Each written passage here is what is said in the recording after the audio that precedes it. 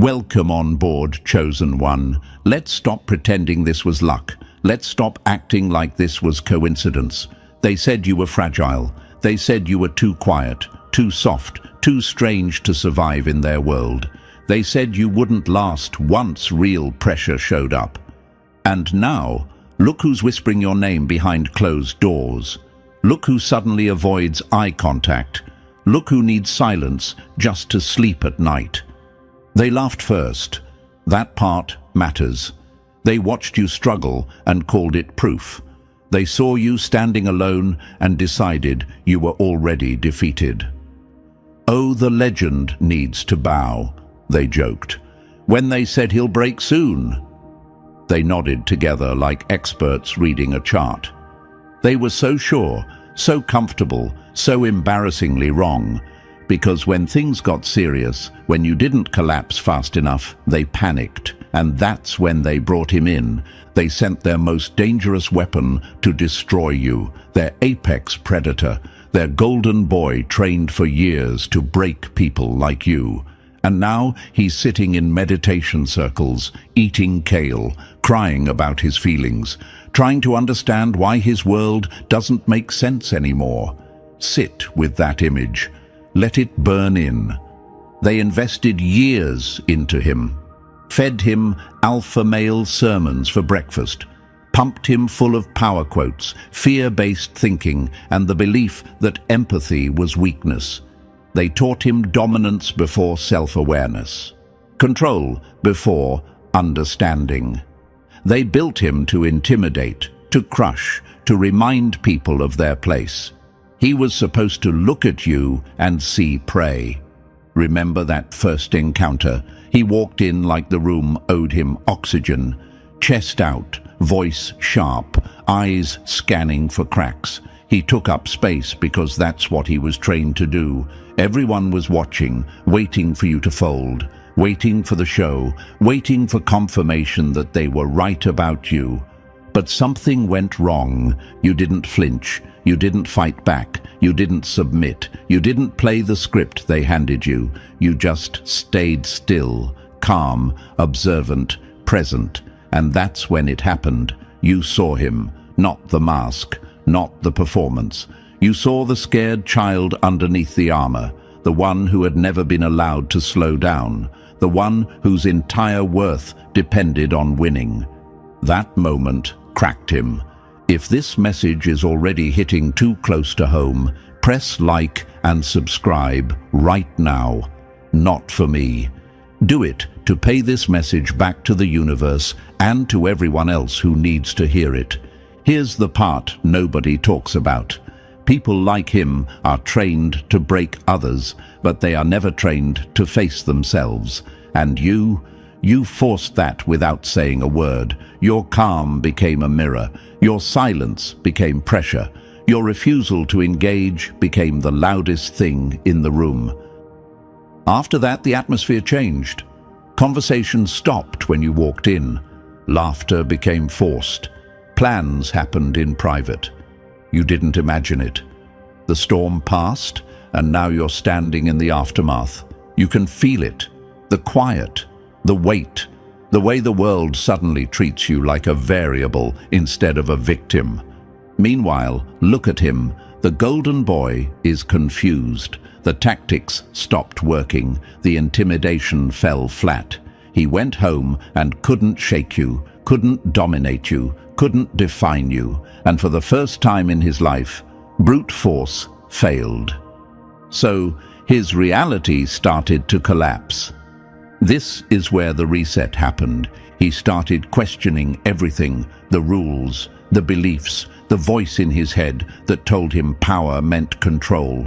That's why he's searching now, reading, meditating, eating clean, talking about peace. Not because he evolved faster than others, but because you broke the illusion he lived inside. They sent a wolf to devour a phoenix. And now the wolf is asking why the fire didn't burn him the way it was supposed to. This isn't new. History is full of people like you, the quiet ones, the underestimated ones, the ones who didn't win by force but by presence, by refusing to become what the enemy expected. That's why the strongest empires always fear the calm individual more than the loud rebel. Calm means control. Calm means clarity. Calm means you're not reacting anymore. And when you stop reacting, their entire system collapses. This is the part that makes them uncomfortable. You didn't defeat their weapon by overpowering it. You made it question its purpose. You didn't shatter his confidence. You shattered his reality. That's irreversible. You can rebuild confidence. You can't unsee truth. So if you've been feeling that strange mix of exhaustion and peace lately, this is why. If you've noticed the shift, the distance, the quiet respect mixed with fear, this is why. You already won. Not loudly, not publicly, but deeply. And the universe saw it. Stay sharp, stay grounded, and understand this clearly. Anyone who tried to break you and failed will never be the same again. They don't bounce back from this. They either grow or they disappear. And you're just getting started. Now pause right here. This is the breath before we go deeper. Because what comes next is not entertainment, it's exposure. Up to this point, you've felt the shift, the silence, the strange respect mixed with fear. But the real power move is understanding exactly how you reset a so-called mind breaker without lifting a finger. That's where people either lean in or scroll away because they're not built for this level of self-awareness.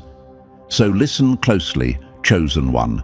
If something inside you is telling you not to leave, that's not curiosity, that's recognition.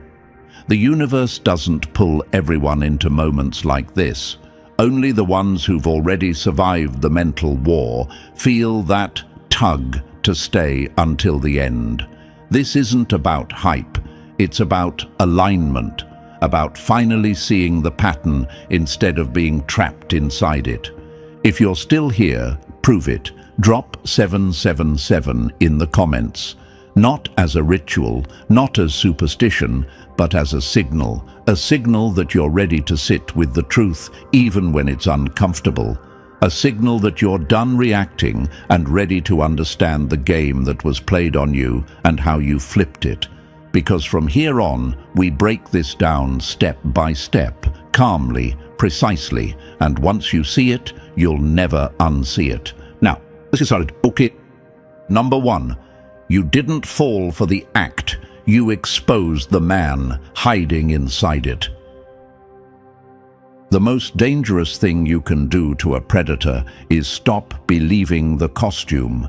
Let that land. Because this is where everything flipped. Everyone else saw the performance and reacted exactly how he needed them to. Some fed his ego because it felt safer. Some shrank because intimidation works on people who doubt themselves. Some tried to challenge him head-on and lost because they were fighting on his terms. But you didn't clap, you didn't flinch, you didn't run, you watched, and that alone made you a problem. From the outside, he looked untouchable. The posture, the tone, the way he dominated space like it belonged to him by default. Years of training went into that image, years of reinforcement, years of being told that power meant pressure and fear meant respect. And yet the first thing you noticed wasn't strength. It was effort, too much effort, the kind that leaks insecurity if you know where to look. You saw through the muscles, the sharp words, the rehearsed alpha mythology he'd memorized like scripture. You saw the pain he was sprinting away from. That question probably crossed your mind early on. Why is he trying so hard? Real power doesn't need to announce itself. Real confidence doesn't scan rooms for threats. You clocked that immediately, even if you couldn't put it into words yet. So he started testing you, subtle jabs first, comments designed to lower your status without sounding obvious. Body language meant to crowd you, to see if you'd shrink. Intellectual sparring, where the goal wasn't truth, but dominance. He threw everything he'd been taught, and what happened? Nothing.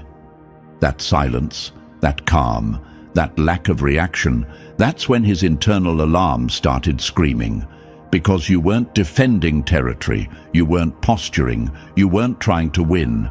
You were operating from a place he had no map for. A level of self-possession that made his tactics feel childish the moment they left his mouth. Here's the part people don't understand. You didn't beat him by being harder. You beat him by being unavailable to his game. Every attack slid off you like rain off marble, not because you were rigid, but because you were fluid. He swung expecting resistance and found open space. He pushed expecting pushback and found calm acknowledgement. That mismatch shattered him. His entire worldview depended on friction, winners and losers, dominance and submission, control or collapse, and you gave him none of it. You weren't playing chess or checkers. You weren't even on the board. You were standing outside the room, watching someone realize the rules they live by don't apply to you. That's when confusion set in. You probably noticed it before anyone else. The hesitation, the second-guessing, the sudden inconsistency. One moment he's aggressive, the next oddly quiet. One day he's puffed up, the next strangely reflective.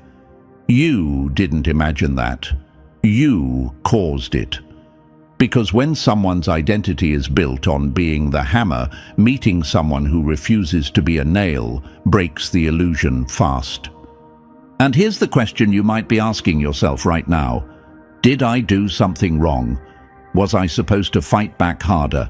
No, what you did was far more destructive to his system. You forced him to confront himself, not through confrontation, but through contrast. Your presence highlighted the emptiness of his performance. Your steadiness exposed how much energy he spent pretending. And once that crack appeared, everything rushed in. Doubt, shame, curiosity, exhaustion. That's why his attacks escalated and then collapsed. That's why the intimidation turned into awkward silence. That's why the mind-breaker started questioning his own mind. You didn't reset him with words. You reset him by refusing to validate the lie he lived inside. This is the part that should scare the enemy and empower you. You didn't need to explain yourself. You didn't need to dominate him back. You didn't need to win the room. You simply stayed anchored in who you were, and that anchored presence became the most aggressive thing in his reality. Because deep down, he knew it. He could feel it. You weren't afraid of him, and worse, you weren't impressed. That's the gut punch. People like him can survive hate. They can survive resistance. They can survive rebellion. What they cannot survive is irrelevance, being seen clearly without fear, being observed without reaction, being reduced from apex predator to man trying too hard. That's when the programming breaks. So if you're wondering why things feel different now, why the air shifted, why the power dynamic quietly flipped without a scene, this is why. You didn't play the role they wrote for you. You didn't become the villain they needed. You stayed yourself. And that forced him to see that everything he built his identity on was fragile. This is not softness. This is mastery. And whether they admit it or not, everyone in that room felt it the moment his performance stopped working on you. Number 2, you didn't attack his beliefs. You let them collapse on their own. Nothing terrifies a control addict more than someone they can't decode. That's where his real breakdown started, not in public, not during some dramatic confrontation. It happened late at night, alone, when the noise finally shut up and there was no audience to perform for. That's when he replayed every interaction with you like surveillance footage, frame by frame, hunting for your angle. Because in his world, nobody shows up clean. Everyone wants something. Power, approval, leverage, dominance. Everyone has a move. Except you didn't. That made you unreadable. And unreadable people are lethal to systems built on control. He went over your words, your pauses, your eye contact, the moments where you should have reacted and didn't. He tried to label you. Manipulator? No. Weak? Didn't fit. Threat? Maybe. But what kind? You didn't posture. You didn't intimidate. You didn't submit. You were just there, fully present, calm in a way that didn't ask permission. And that broke the logic his entire identity was built on. Here's the part that rattled him most. When he leaned into dominance, you didn't flinch. When he sharpened his tone, you didn't retreat. When he tried to provoke insecurity, you responded with curiosity, not fake kindness, not performative empathy, real, grounded interest in the person under the armor. That response wasn't in his playbook. He was taught vulnerability was death. That softness invited attack. That safety came from being the strongest person in the room. He learned early that power meant never being seen, only feared. And yet here you were, open without being exposed, calm without being passive, soft without being breakable. How are you vulnerable and still untouchable? That question haunted him. Imagine this. He spent his whole life building a fortress, thick walls, sharp edges, watchtowers everywhere. Anyone who approached got warned or wounded. Then you walk straight through the gate, because there was never a gate to begin with. No resistance, no challenge, just space. And suddenly, the fortress feels useless. That's when the cracks started spreading. At first, he tried to fix it by escalating, more dominance, more pressure, louder presence, sharper jabs. He doubled down on the only language he knew. If intimidation worked on everyone else, it should work on you. That was the math. But the harder he pushed, the more deeply present you became, not detached, not cold, present. And presence doesn't argue. Presence exposes. Every attack turned into an invitation, not one you verbally offered, but one his nervous system felt. An invitation to slow down, to notice himself, to feel the exhaustion of holding the mask up. That terrified him more than resistance ever could. When force meets emptiness, force collapses inward. You probably noticed the shift before he did. The way his aggression started to wobble, the inconsistency, one moment overconfident, the next strangely quiet, one day sharp, the next almost reflective. That wasn't strategy. That was destabilization. His worldview was losing its grip, and he didn't have a backup identity ready. Imagine a chess player realizing mid-game that the board is fake.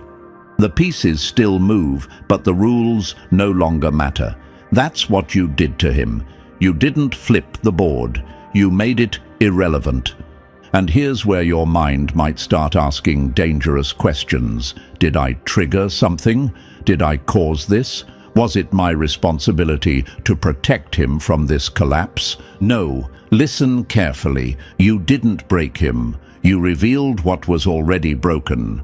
People like him don't implode because someone attacks them. They implode because someone shows them another way of being without demanding they change.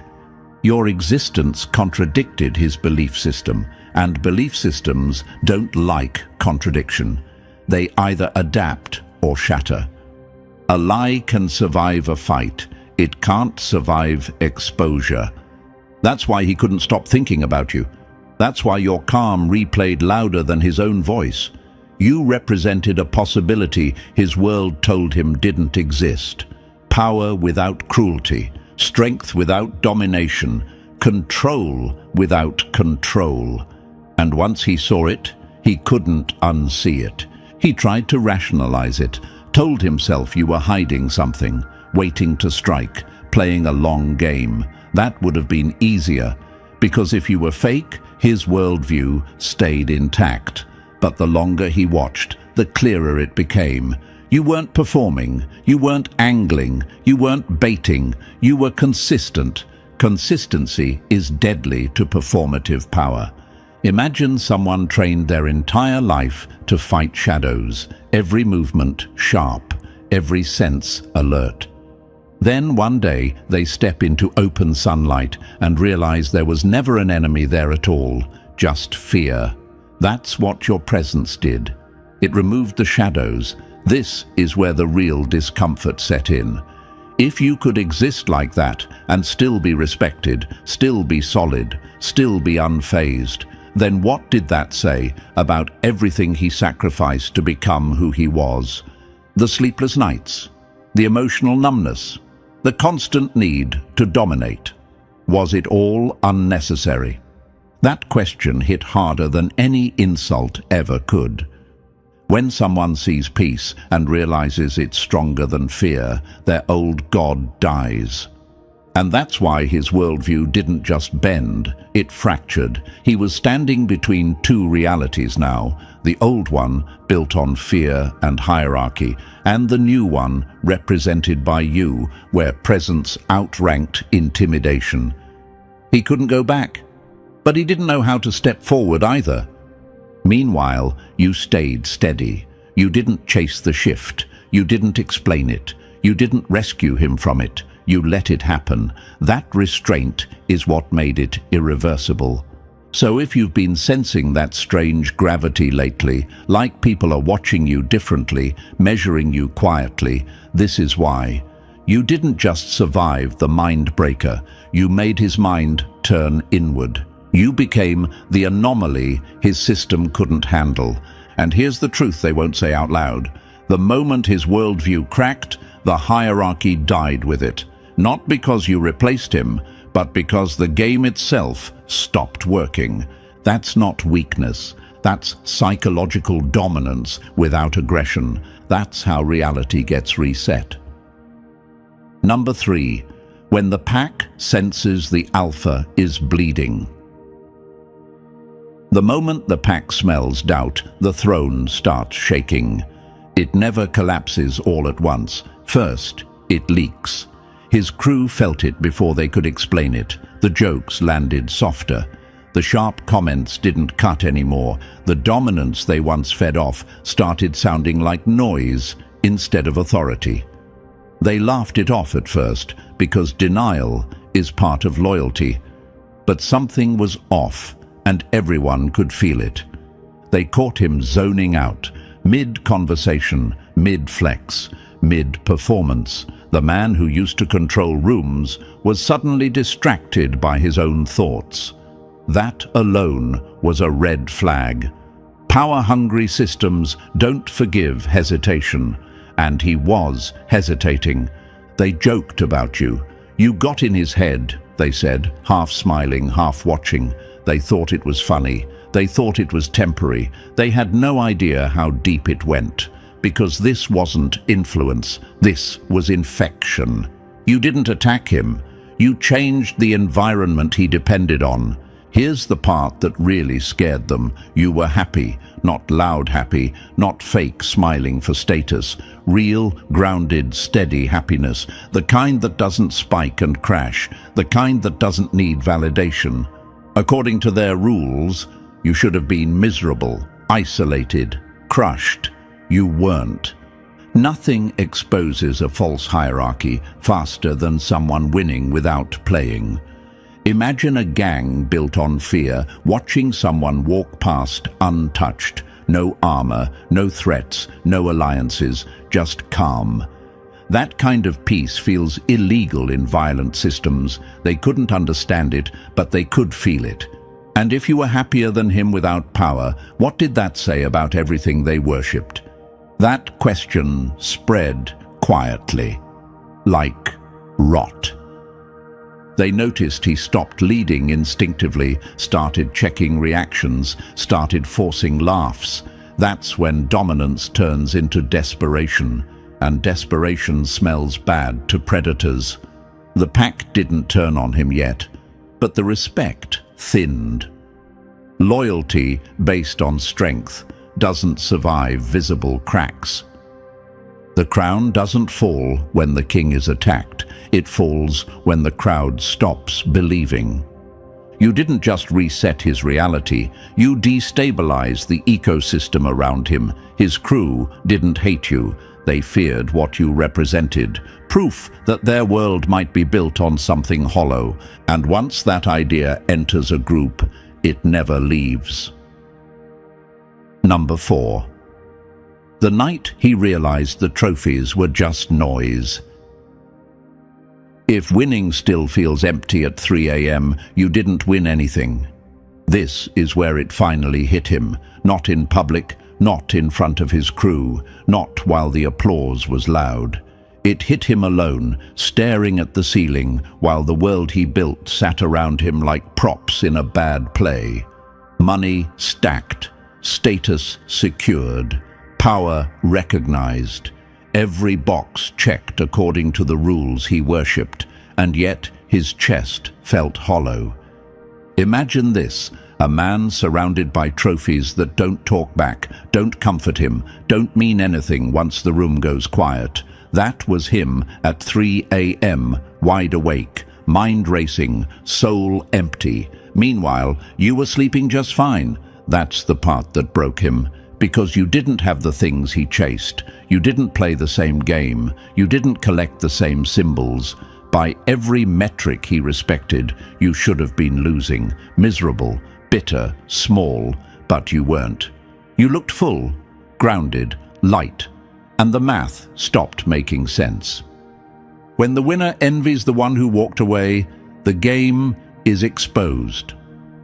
That question started looping in his head. If success feels this empty, what was all that effort for? If domination doesn't bring peace, why protect it so aggressively?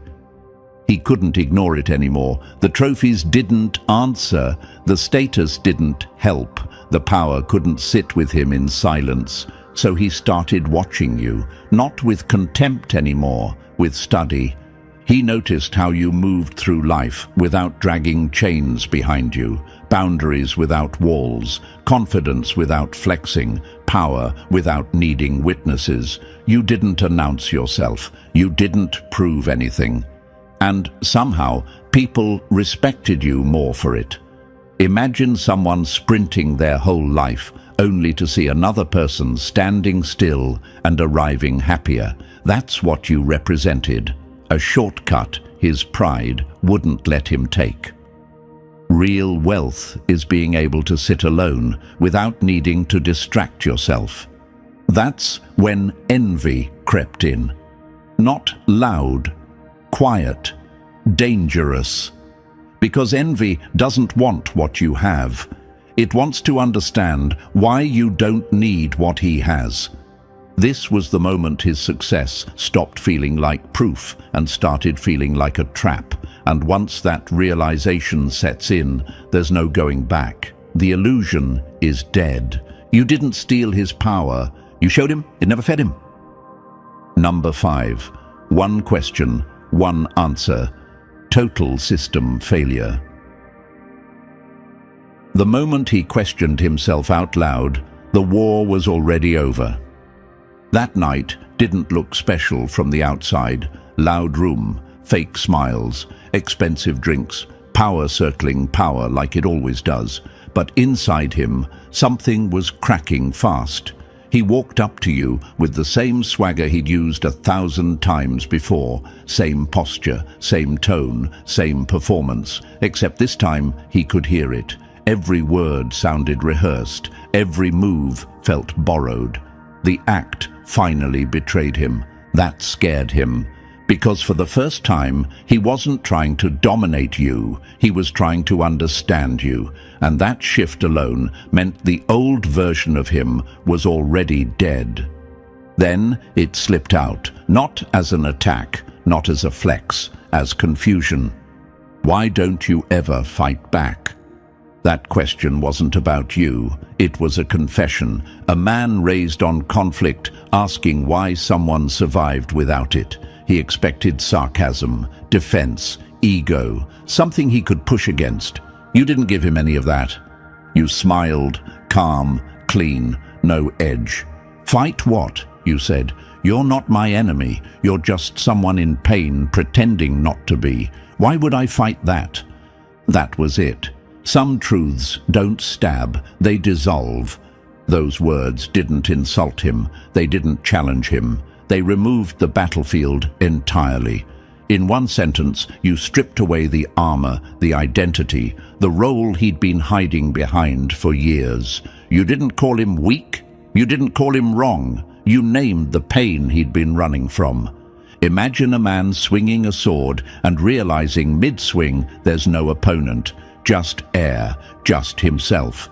That's what happened. His strength had nothing to land on. The noise inside him went silent. That answer followed him home, followed him into sleep, followed him into every mirror afterward. Because once someone sees themselves clearly, the performance becomes unbearable. You didn't break him, you gave him nowhere left to hide. That question broke him because the answer was real, and reality doesn't negotiate. Number 6. When the alpha mask shattered and nothing was underneath. A myth collapses the moment the believer sees the cage. After that night, he tried to snap back. Rage was supposed to fix this. Anger had always worked before. He told himself he'd reassert dominance, restore order, put you back where you belonged in his head. But something was broken now, and not in a dramatic way, in a quiet, humiliating way, the kind you can't punch your way out of. Because every move he considered felt fake, every aggressive thought echoed hollow. Every attempt to rebuild hierarchy sounded like a bad impression of himself. You were right, and that truth sat in his chest like a weight. He wasn't powerful, he was hurting.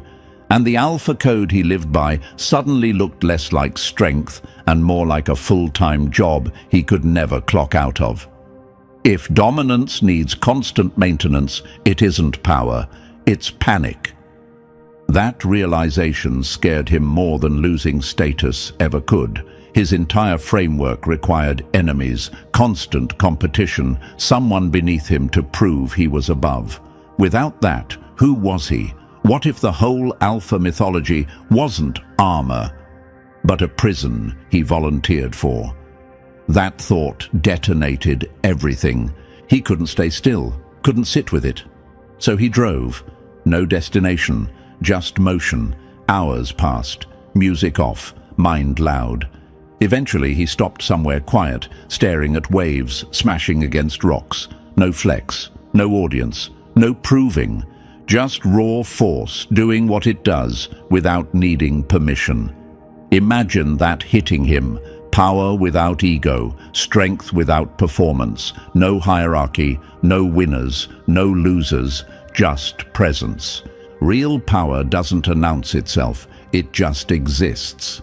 That moment dismantled him, because the ocean didn't dominate the rocks. It didn't posture, it didn't need to win. It just kept showing up, relentless and calm, the exact opposite of everything he'd been taught.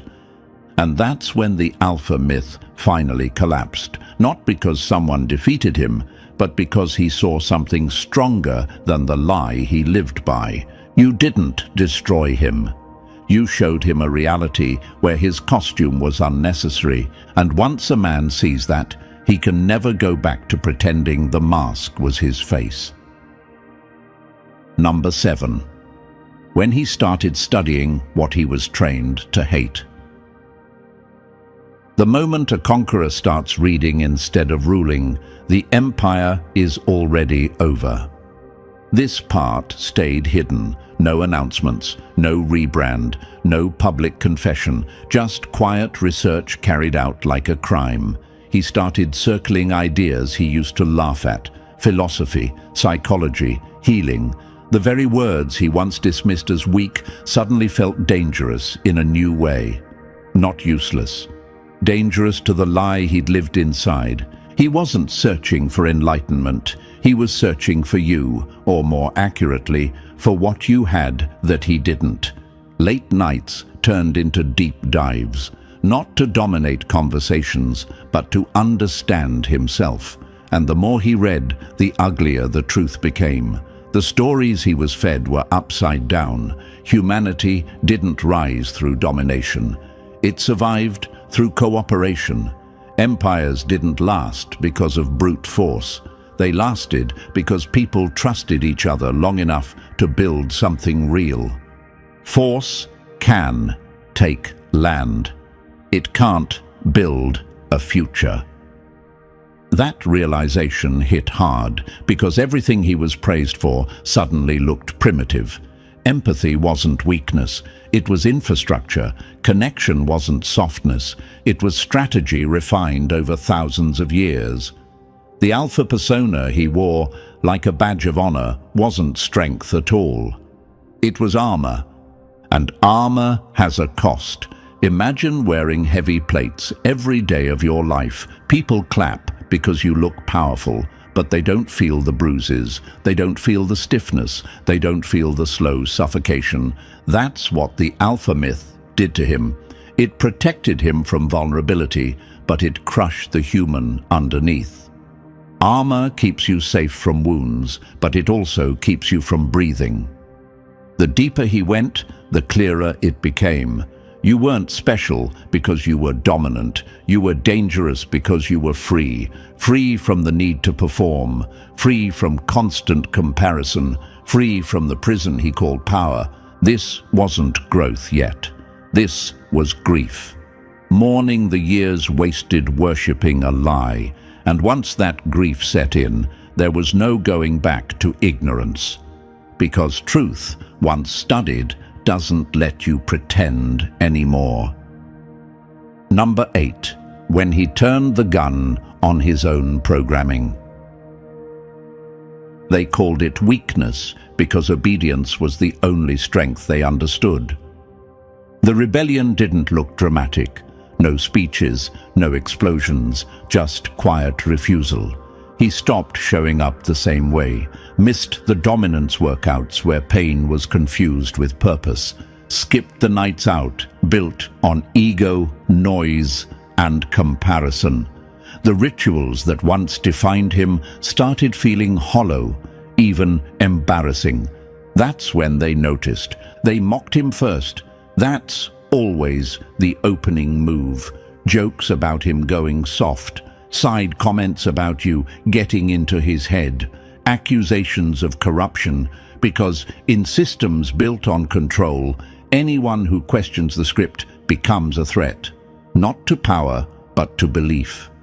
When a man stops performing, the audience panics. They thought he was losing strength.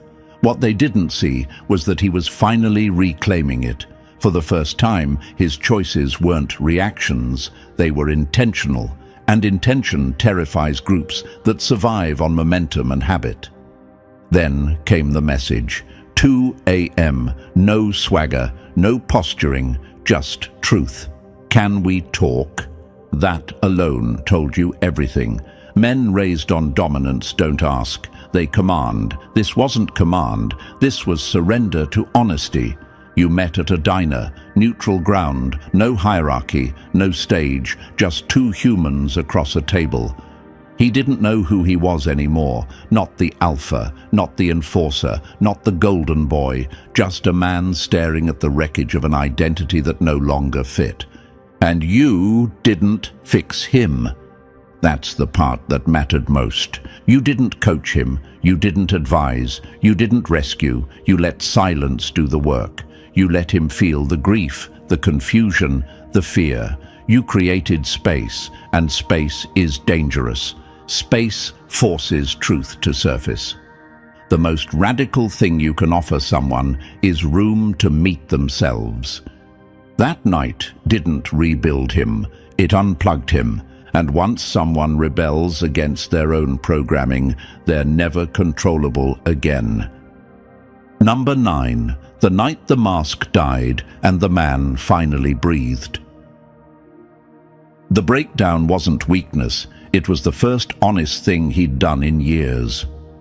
Once the door opened, it all spilled out. Not in order, not clean, not heroic. The father who punished emotion like it was a crime. The culture that rewarded cruelty and called it discipline. The years of being praised for shutting down, for hardening up, for becoming something sharp enough to survive. He admitted the truth nobody ever asked him for. He'd been empty for a long time. Functional, successful, applauded, dead inside. That's the part that still haunts him. He wasn't miserable in obvious ways. He was efficient, and efficiency can hide rot for decades. When pain is rewarded, silence becomes survival. He talked about the loneliness of always performing, of never being allowed to rest, of waking up every day already armored, already braced, already at war with the world for no reason he could explain anymore. He said the quiet moments scared him most, because without noise, there was nothing left to distract him from himself. And then he said the thing that broke him open. You were the first person who noticed, not admired, not feared, not impressed, not intimidated, not entertained, not recruited, not challenged, not worshipped, not resisted, not used, not impressed by the act. You saw him. And once someone is seen without applause or attack, the nervous system gives up the lie. That's when he cried. Not a single tear, not a cinematic pause, a full collapse, shoulders shaking, breath breaking, years of unexpressed grief rushing out all at once. The kind of crying that doesn't ask for comfort. The kind that happens when the body finally believes it's safe enough to stop pretending. You didn't interrupt it. You didn't rush to fix it. You didn't offer reassurance wrapped in advice. You held space. Some things don't need comfort. They need permission. That breakdown didn't weaken him. It freed him, because what finally broke wasn't the man. It was the performance keeping him alive but never letting him live. And once that breaks, healing isn't a choice anymore. It's inevitable. Number 10. When he stopped performing strength and started becoming it. Real rebuilding doesn't look impressive. That's how you know it's real. The change didn't come with fireworks, no overnight enlightenment, no viral redemption arc, just small, uncomfortable decisions made daily without applause. He stopped feeding the rage first. No more aggression supplements sold as confidence. No more intimidation workouts designed to numb pain and call it power. No more ego battles that left him empty but temporarily inflated. That alone felt like withdrawal. His brotherhood noticed immediately. Of course they did. Systems built on shared delusion don't tolerate deviation. They mocked him, labeled him weak, said he'd lost his edge. Because when someone walks away from violence, it forces everyone else to justify why they're still addicted to it. They don't fear weakness, they fear your proof that strength can exist without cruelty. And here's the part that surprised even him. He finally felt strong, not pumped, not hyped, strong in the quiet moments, strong enough to sit still, strong enough to feel without exploding, strong enough to say no without explaining himself. So he went further. Therapy wasn't glamorous. It didn't make him feel powerful at first. It made him feel exposed. He learned about trauma, about how pain runs lives from the shadows, about how his entire personality was built around avoiding one scared version of himself. That realization hurt, and it healed. What you don't heal, you perform. Then came the unexpected shift. A simple choice. changing what he consumed. Less violence, less stimulation, less fuel for aggression. A plant-based meal didn't make him soft, it made him clear. For the first time, his body wasn't bracing for war, and without that constant internal threat, his mind finally rested. Choosing not to consume violence reduced his need to produce it. That wasn't philosophy, it was cause and effect. This wasn't transformation for the world to see. This was reconstruction from the inside out. And it only started because you existed differently. Number 11. They called it destruction. It was a birth they couldn't survive. People scream manipulation when they can no longer control the narrative. This is where the accusations got ugly. His old crew needed a villain, and you fit the role perfectly. They said you brainwashed him, corrupted him, destroyed him. They needed that story to survive because the truth was unbearable. If he wasn't ruined, then their entire belief system was. They couldn't accept that the man they admired had never been real. He wasn't being dismantled, he was being born. The version of him they mourned was a performance stitched together from fear, approval, and pain. Loud, impressive, hollow. The man emerging now was quieter, slower, and terrifying in a way they couldn't name, because he wasn't driven by insecurity anymore. A reborn man doesn't seek permission. That's what scares them. He found peace in the places they mocked. Meditation didn't weaken him. It taught him to sit with his mind without flinching. Yoga didn't soften him. It reconnected him to a body that had been used like a weapon for years. Emotional conversations didn't strip his power. They gave him language for feelings that once controlled him from the shadows. Imagine a man who spent his whole life clenching his fists, finally opening his hands. That release wasn't collapse, it was relief. Everything they warned him against did the opposite of what they promised. Calm made him clearer. Stillness made him stronger. Vulnerability made him unmovable. Wholeness looks like weakness to people who survive by fragmentation. They couldn't follow him there. That path required honesty, required self-awareness, required letting go of the lie that pain equals power. So they stayed behind, guarding a throne that no longer mattered. And him, he didn't look back, because rebirth isn't loud, it's quiet certainty. And once someone is whole, they can never be owned again. Number 12. When he came back unarmed and untouchable. The scariest man in the room is the one who no longer needs to prove anything. A year later, the room looked the same. Same lights, same smiles, same predators circling for weakness like nothing had changed. But something had. He walked in, and the air didn't bend around him anymore. No swagger, no chest puffed out, no performance, just presence. And that confused them more than fear ever could. They didn't know where to place him. Predators rely on signals, dominance, submission, noise. He gave them none. Calm confidence is unreadable to people addicted to hierarchy. They circled him, unsure whether to test him or avoid him. That hesitation told the whole story. Then he saw you. No build-up, no tension, no old script. He walked over like a man meeting an equal, not a rival. No armor, no edge. Thank you. 2 words, heavy, final, carrying a lifetime of pain, clarity, and release. Not gratitude for saving him, gratitude for not turning away when he was still lost.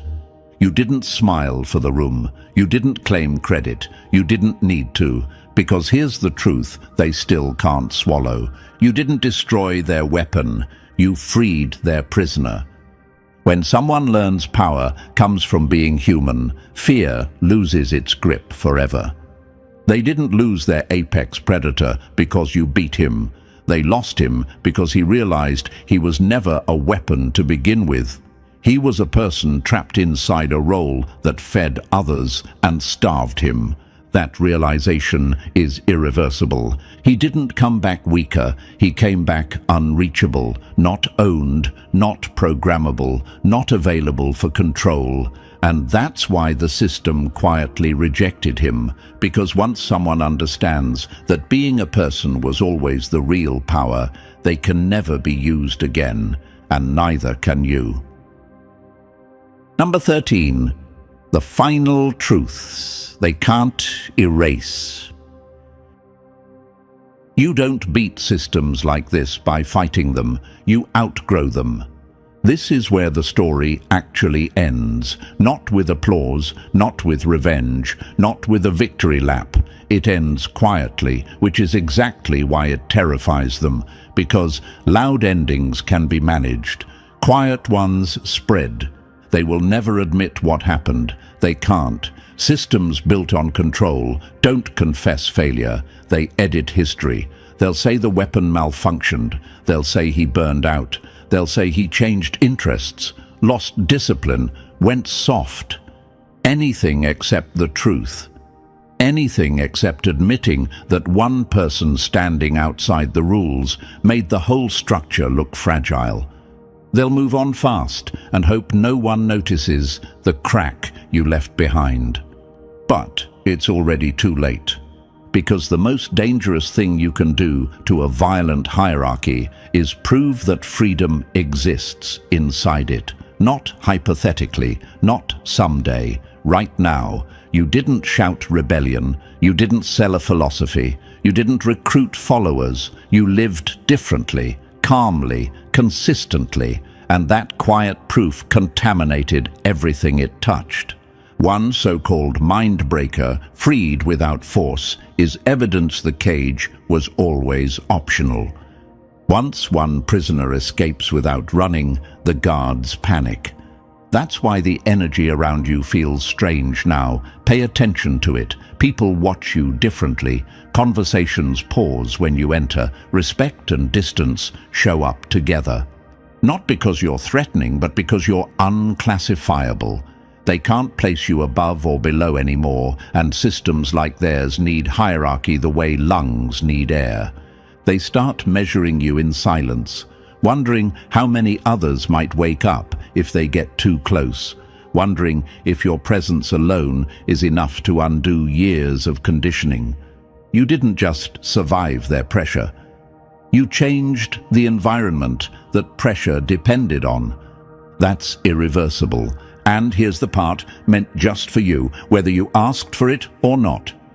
If you've ever wondered why life felt heavier early on, why you couldn't fully belong to brutal systems, why dominance games felt empty even when you were winning, this is why. You were never built to rule cages. You were built to see through them. Your discomfort wasn't weakness, it was awareness trying to wake you up.